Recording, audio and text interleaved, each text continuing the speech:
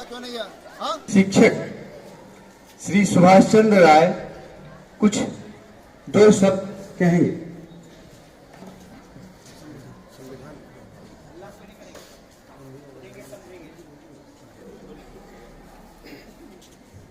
आज 26 नवंबर 2023 है।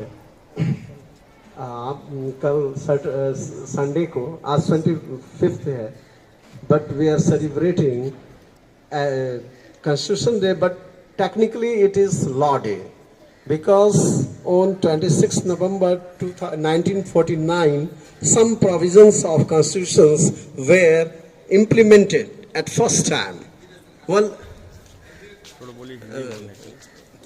26 नवंबर 1949 को संविधान के कुछ जो प्रावधान है, लगभग 15 जो अनुच्छेद है उन्हें लागू किया गया था।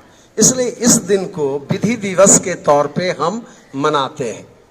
और 26 जनवरी 1950 को यह संविधान, हमारा जो संविधान है, उसको पूरी तरह लागू किया गया था, जिसको हम टेक्निकली संविधान दिवस उस दिन मनाते हैं। आज हम विधि दिवस मनाते हैं, लेकिन संविधान जो है वह की शुरुआत आज ही के दिन से हुई थी।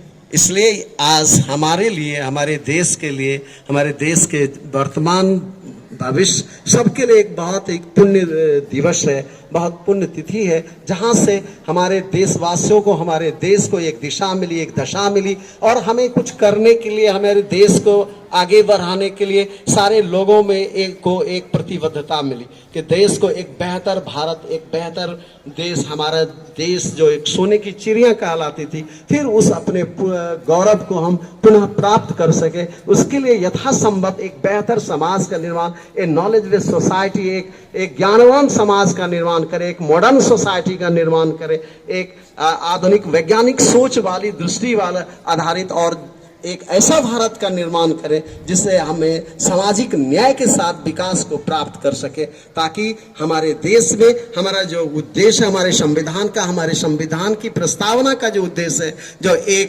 बेहतर भारत, एक स्वप्निल भारत, एक स्वर्णिम भारत का निर्माण हो सके, जिसमें आपको समावेशी विकास, सतत विकास को हम प्राप्त कर सके, और एक 2049 तक, जैसा कि भारत सरकार ने कहा है, 2047 तक हम एक विकसित देशों की श्रेणी में आ सके, इसके लिए हमारा प्रयास है। और इसके लिए एक बहुत मशाल की तरह, एक बहुत हमारी जो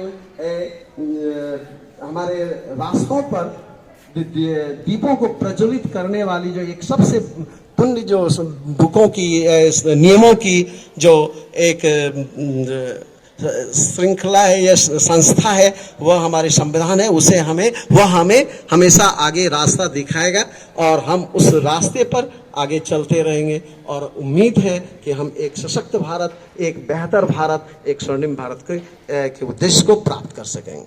धन्यवाद। बहुत बहुत धन्यवाद सुभाष श्रीमान। अब हमारे बीच